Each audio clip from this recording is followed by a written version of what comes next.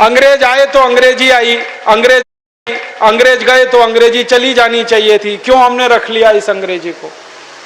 अंग्रेजी में पढ़ाते हैं अपने बच्चों को, मार मार के सिखाते हैं, बच्चे बेचारे अक्सर उसमें फेल हो जाते हैं। हिंदुस्तान के बच्चे गणित में पास होते हैं, भौतिकी में पास होते हैं, रसायन में पास होते हैं, अंग्रेजी में फेल हो जाते हैं। होना ही चाहिए उनको अंग्रेजी में फेल, क्योंकि अंग्रेजी विदेशी भाषा है। मुझे आप एक अंग्रेज बताइए और दिखाइए जो हिंदी में पास हो जाए, तो मैं अंग्रेजी में पास होकर दिखा सकता हूं। जब कोई अंग्रेज हिंदी में पास नहीं हो सकता, तो हम भारत के विद्यार्थियों से क्यों अपेक्षा कर रहे हैं कि वो अंग्रेजी में पास हो? और अंग्रेजी भाषा नहीं है पास होने लायक, ये तो भाषा ही रद्दी है। इस भाषा का इतिहास जब मैंने पढ़ा, 5वीं शताब्दी में तो ये भाषा आई, माने मुश्किल से 1500 साल पुरानी है। हमारी भाषा तो करोड़ों साल पुरानी है। संस्कृत, हिंदी, मराठी, तमिल, तेलुगु, कन्नड़, मलयालम, ये तो 1500 साल पुरानी है। और दुनिया की सबसे रद्दी भाषा है अंग्रेजी, जिसकी कोई अपनी व्याकरण नहीं है जो शुद्ध हो और ठीक हो। आपको एक उदाहरण देता हूं। अंग्रेजी में एक शब्द है PUT, पुट, BUT, तो PUT पट होना चाहिए। CUT कट, BUT बट, तो PUT पट। अगर PUT पुट तो CUT कुट, BUT बुट, यही होना चाहिए ना। क्या मूर्ख लोगों की भाषा है, ग्रामर ही नहीं है। और परम मूर्खता की भाषा ये अंग्रेजी। एक शब्द है अंग्रेजी में, उसमें कहते हैं केमिस्ट्री, CHEMISTRY, केमिस्ट्री। तो यहां पे CH जो है ना, का हो गया, ठीक है। तो केमिस्ट्री में CH का हो गया, तो चोपड़ा में कोपड़ा होना चाहिए।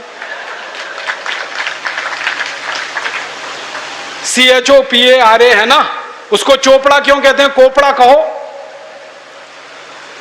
और CHOPARA को चोपड़ा कह रहे हो तो CHEMISTRY को केमिस्ट्री कहो। फिर एक जगह CH का है, एक जगह CH चा है, कुछ समझ में नहीं आता क्या इनका हिसाब किताब है। मूर्खों की भाषा है ये अंग्रेजी।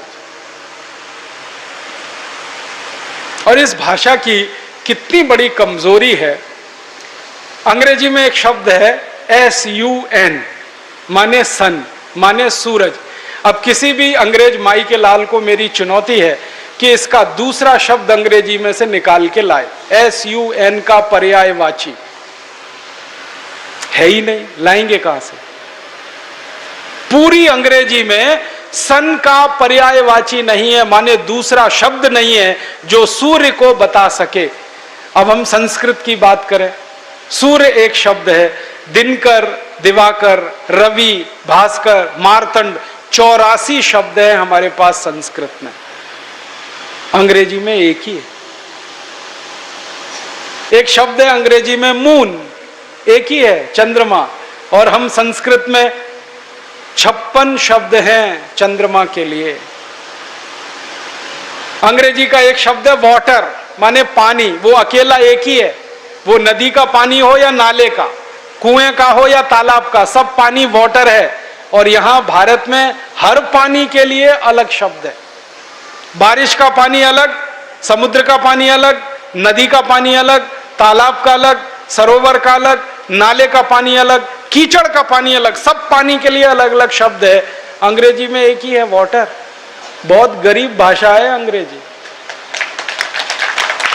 शब्द ही नहीं है उनके पास।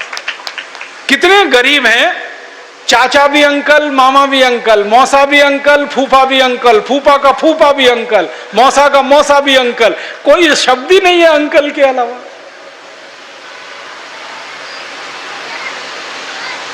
और चाची, मामी, मौसी, सब आंटी, कोई दूसरा ही शब्द नहीं है उनके।